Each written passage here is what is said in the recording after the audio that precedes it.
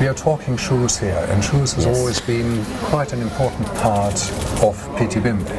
So you've been here as a company with your brands for quite some time.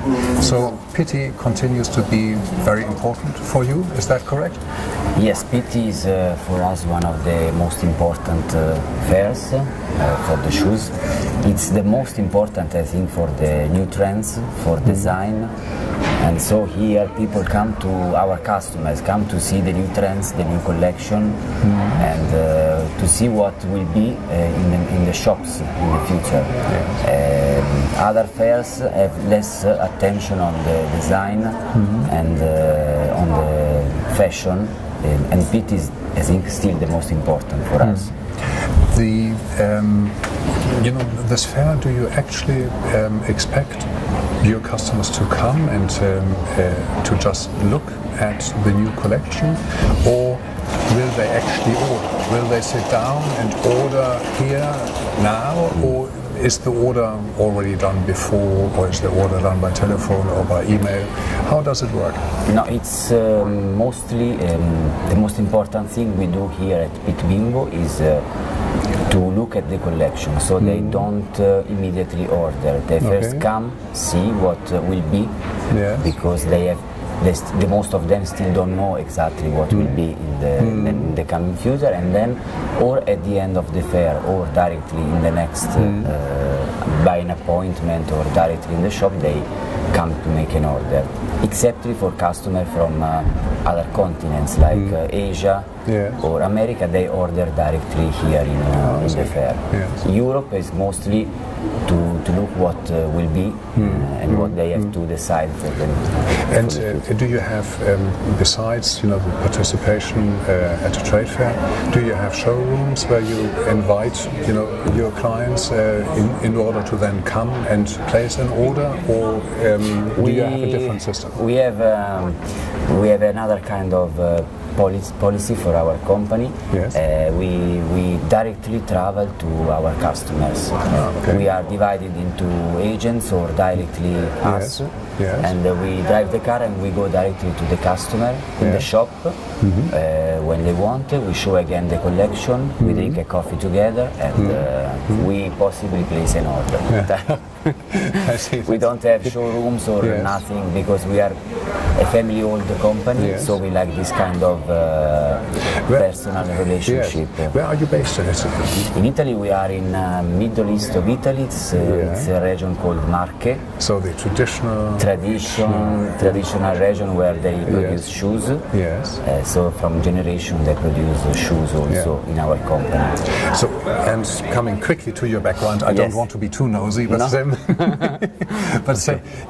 how come you are now working for children's or a shoe factory in this lovely part of Italy? Is your background design or fashion, or what's the background? For me exactly, no. I arrived to the shoes because I studied languages. I see. Not English, other languages, but I studied language. So I wanted a job in relationship with people. And so I like this human touch, which I also could find in the shoe company, and mostly in the shoe company producing kids' shoes. So I have nothing to deal so much with design. We have designers, and so it's their job. I make my job. It's mostly for people. I like people, and then I can sell shoes. And are you focusing on the Italian market, or the German region, or what is the main focus of your work? We have 2 or 3 main focuses. It's Germany, of course. Germany and Switzerland are very important as a market for us, even if the taste is not exactly the same. And then Belgium is another area, and Italy is also very important. So you're traveling a lot to Germany in order to see your clients? We have an agent, in Germany. He travels shop by shop and to see customers. And the same is for Belgium, and I personally travel to Italy with the company boss to place orders by customers in Italy. Yes. How's the, you mentioned the area where, your company is based, which is, famous for its craftsmanship and for its tradition. Despite all the changes over the last 10, 20 years, there are still enough highly skilled people to actually produce shoes here in Italy, to high exacting standards, so you don't have problems, producing in Italy? We have, I think there is a kind of secret, I don't know, is the passion of the old people, which we can pass to young people, and we still can sell or be skillful in selling shoes, because we are more able to sell shoes with the new techniques by keeping the passion of the old ones, all the old craftsmanship. Yeah. So for the young people, who've just left, let's say left university or college, for them it's an attractive proposition to work in the shoe industry in Italy? Yes, it's still very attractive, and it's still making new. It's one of the field where you can find the most of the young people in the new, because people have young people in Italy cannot find a job so easily, but in the shoes, in the fashion in general, not only shoes, they can find, because they always need new energies, and if you are too old, you cannot always be in the right way for the trends, and you must be young. Yeah, really. No, yes, mostly so. Don't tell that your boss. No, no, it's good in doing things. Yes, no, I know what you mean. We all understand. Okay. But it's in a way it is therefore interesting. Therefore, I asked the question that in Italy, as a nation of fashion still has a reputation, has a standing, which makes it attractive for young people, to go and to apply for a job. Like in America, you want to go to Microsoft or to Apple or the technology company. Fashion here in Italy is still really at the forefront. Yes, and I think so. Not only for shoes, as I told, also for furniture, like housing and wine is also interiors, and also for wines now is a big. It's not fashion really, but also attracts a lot of. How do you? I don't know whether that is part of your business. Do you look very much into how you communicate with your consumer in Italy or in other countries in terms of do you look at the blogs, do you have email newsletters, are you very active online? Is there something happening within your company which wasn't there 5 years ago? Is that quite exciting?